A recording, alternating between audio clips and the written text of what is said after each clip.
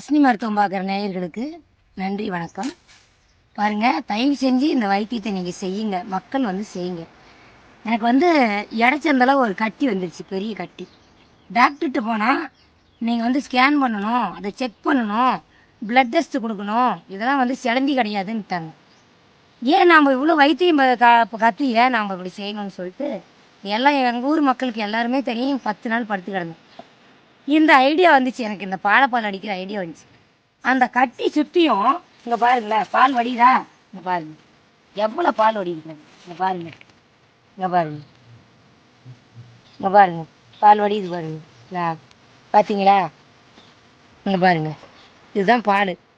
இந்த பாலை எடுத்து அந்த சிலந்தி சுற்றியும் இப்படி அப்ளை பண்ணிவிட்டு, இந்த சுற்றியும் அப்ளை பண்ணிவிட்டு, இப்படி கட்டி இருக்குதுன்னா இது சுற்றி இப்படி அப்ளை பண்ணிவிட்டு அந்த கண்ணை மட்டும் விட்டுட்டு மண்ணு, சாதாரணமான மண்ணை கொளிச்சு அந்த பால் மேலே அப்படியே அப்பி விட்டங்க. அவ்வளோதாங்க. ஒரே ராத்திரியில் அந்த ஆணி, அந்த சீயு, அந்த கட்டி எல்லாம் கடைஞ்சி உடஞ்சி வந்துருச்சுங்க.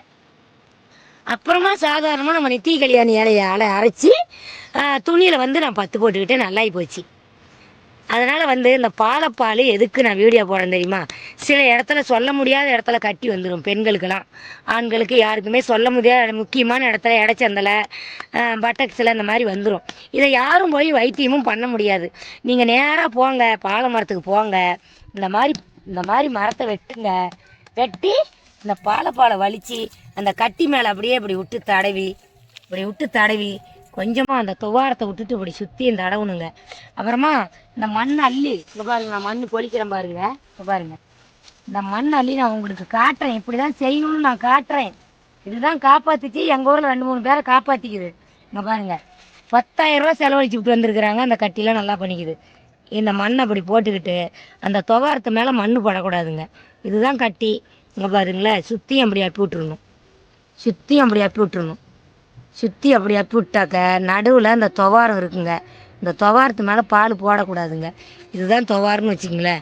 இப்படி அசாத அப்பி விட்டா இந்த மண் அப்படியே பிடிச்சிக்கும். அந்த கட்டியாக உடையிற வரலும் அந்த பாலும் விடாது, அந்த மண்ணும் விடாதுங்க.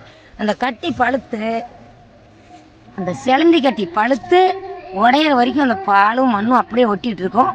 நீங்கள் அவசரப்பட்டு அதெல்லாம் சுரண்டி எடுக்கக்கூடாது. அந்த கட்டி சுத்தமாக நல்லாகி போயிடும். வேணுன்னா தேவையானா நீங்கள் அதுக்கு ஆயில் மண்டும் போட்டுக்கலாம். இல்லைனா நித்தி கல்யாணி இலை சாரை வந்து தொட்டு வச்சாலே போதும். அந்த இலையை இடித்து சாறு தொட்டு வச்சாலே போதும்.